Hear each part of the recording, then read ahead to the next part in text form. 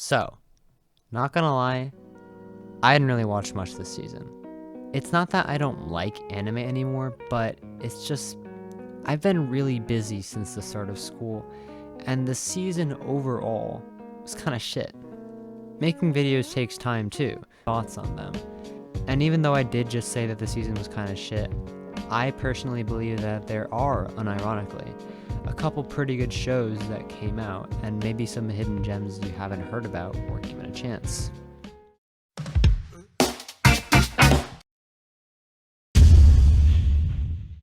And this is not one of those shows. Imagine the biggest disaster that you have personally witnessed in your life. A person falling off their bike, a power outage, a hurricane.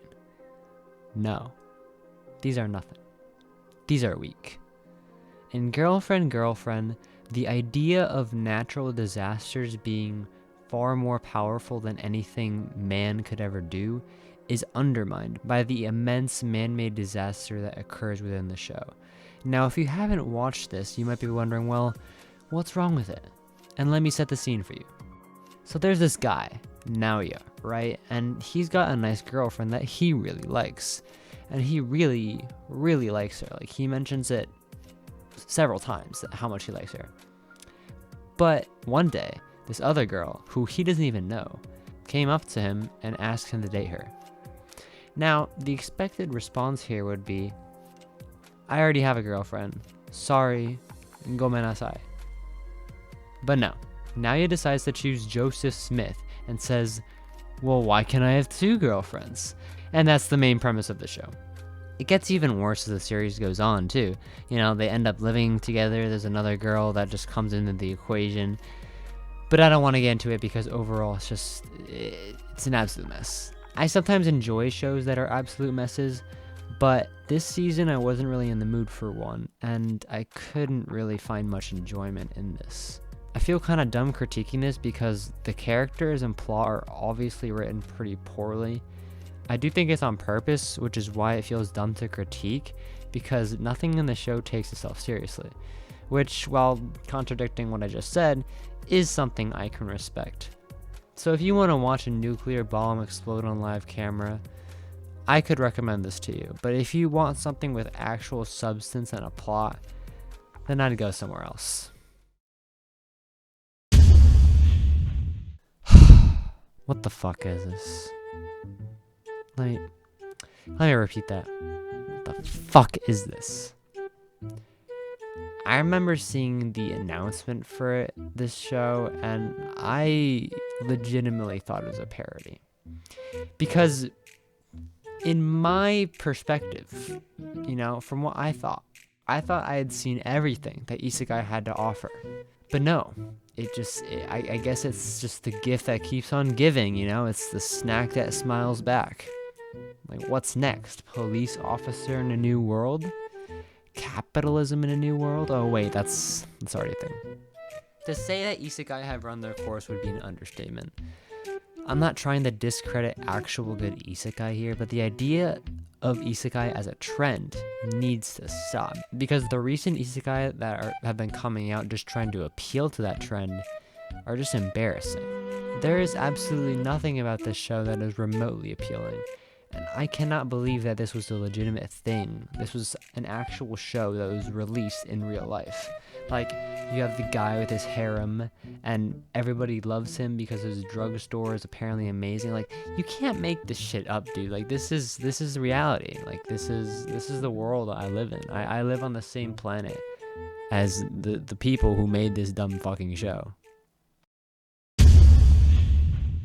This show is kind of difficult to understand because it is simultaneously really good, but also really mediocre. I don't like spoiling anything about shows in these, but I think I need to a little bit in order for you to understand what I mean by simultaneously really good but really mediocre. So the plot is that there's this guy who hates his life and regrets that he didn't go to art school, you know, because he's always loved art, and he even got into the top art school in Japan when he was a teenager. So one day he just wakes up and he's back as a teenager, and he gets faced with the same decision: art school or normal university. But now, since he has his memories from being an adult, he decides to go to art school. He decides to follow his dreams. Now, one of the main reasons why he's so excited to go to art school is because he'll get to meet the Platinum Generation, which is a group of artists from this art school he's going to who are considered the greatest of this time and also happen to be the same age and in the same grade as the main character. So he lives in this share house, and spoiler, his roommates happen to be the Platinum Generation before they become platinum, I guess. And then the story just follows them throughout their university days and, a creative process until the story does sort of a 180 and completely abandons everything that it was doing. And I won't give away what happens, but basically my main issue with the show is that the best part of it, by far, in my opinion, was just the slice of life college component. Like, the show doesn't really benefit at all from having the back in time thing.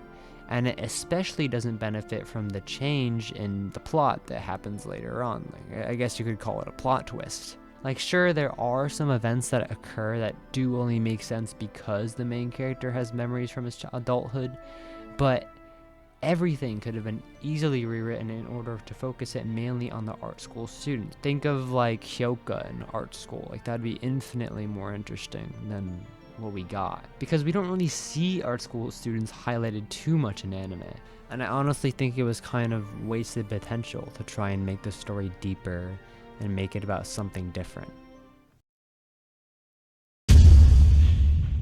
Sunny Boy is without a doubt this season's sleeper hit.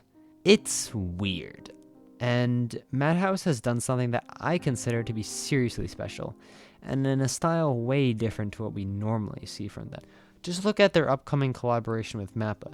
Now that's more of the style that I personally would expect from them. And then look back at Sunny Boy. I mean, it's absolutely staggering, the difference and the art style. I first saw the promotional video for this show a while ago, and the art alone was enough to sell me, because I will watch literally anything if it has good art. Like, sure, I'm not going to finish a show with good art but a bad story, but good art always gets a chance in my book. Now, Sunny Boy doesn't suffer from that because it combines really interesting and crazy art with an even more crazy plot.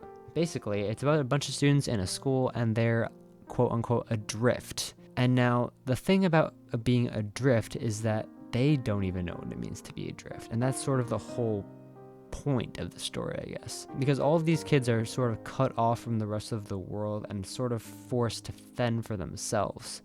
However, even though they're no longer in the real world concepts such as hierarchies develop among the students, which is where the superpowers come into play. Now, this is a really strange setting for superpowers to be introduced, but they are introduced and there is a purpose for them.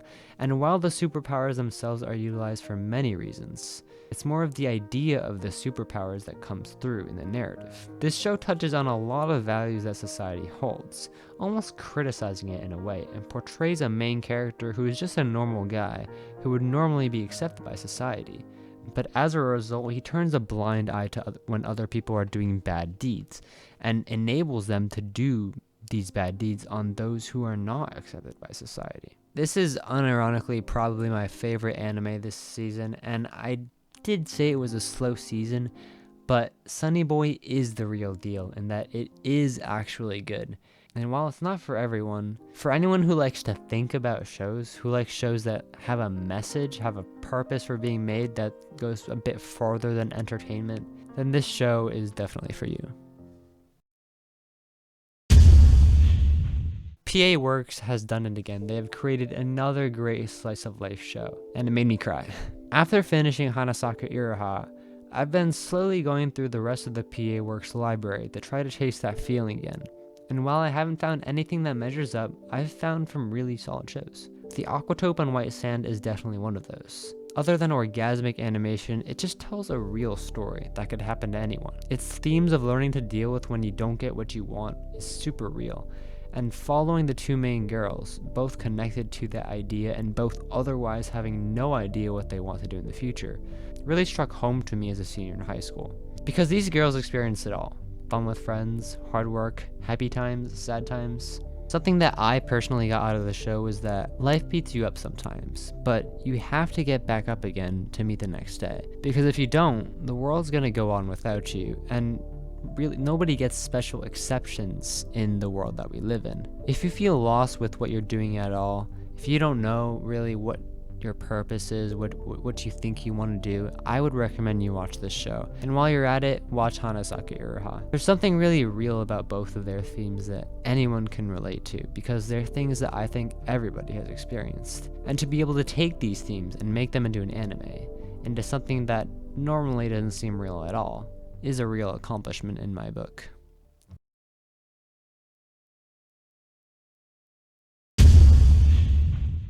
Alright, so this is not from the summer, and nor is it an anime. It's a donghua from China, and even though it came out in the spring, I didn't find out about it until summer, so I'm gonna talk about it here, because I really need to.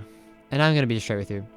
This is up in my top shows for the year, like, Attack on Titan, Jujutsu Kaisen, and this.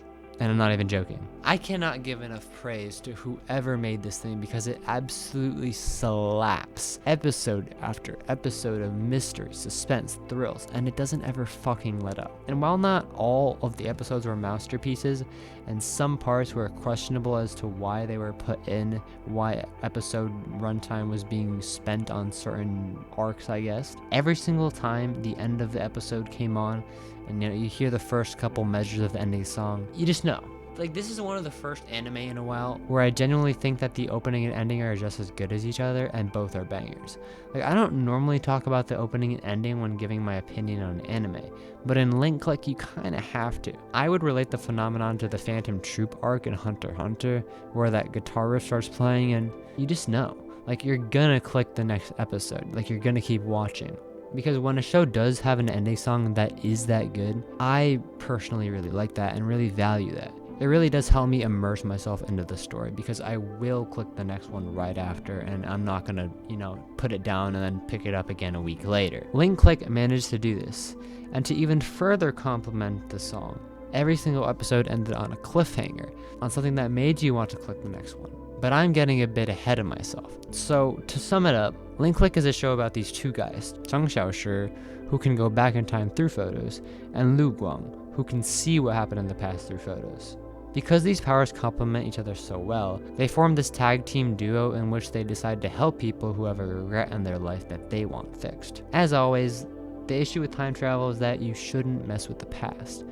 But where other shows sort of stagnate on this idea and make it feel a bit repetitive, like, oh, just don't do anything, don't do it, Link Click shines, because when Chang Xiaoshi goes back in time through photos, he's not only going back in time, he's becoming a person in the past, and not only has his own thoughts of feelings, but the person who he becomes is as well. So instead of don't do anything in the past, it becomes about what is right and what is wrong to fix in the past. Because if you're there in the past and you have the ability to fix something, then wouldn't the right thing to do be to fix it? Arcs are pretty short, I'd say 2 to 3 episodes long, and they all focus on a single person that Chang Xiaoshi and Lu Guang help. Because we only get a relatively short amount of time per person, the 1 or 2 that weren't that interesting go by pretty quick. The fluidity with which the story takes you from person to person, and then somehow by the end connecting it all into a tight little package before completely subverting expectations, was a ride I will never forget. If I remember correctly, after watching the first episode, I used every bit of my free time to watch this show until I finished. That's just how addicting it is. Plus, the ending, not the ending song, the ending. Holy shit. Like, there aren't many endings that make me I'm not gonna describe the emotion because it would be a spoiler, but damn, that's an ending, dude. As I mentioned, subversion of expectations is a very large part of the show. And while this can be cheesy if done too many times, it all depends on application, and the creators of Link Click knew what they were doing, cause damn, it worked every fucking time. Basically, the bottom line is, if you get anything out of this video, it should be that you need to start watching Link Click right now. 响了10秒的电话没有接，只需要在掩护下闭着眼，让周围霓虹灯光退后些，习惯下才能看清你的脸，像将要坠地的玻璃就被默念着分钟里漂浮。我渴求能够回到从前，在这边的广场死死咬住，就像变得机会还挺满，在我小屋子里，这若干年过去了，我是否还能？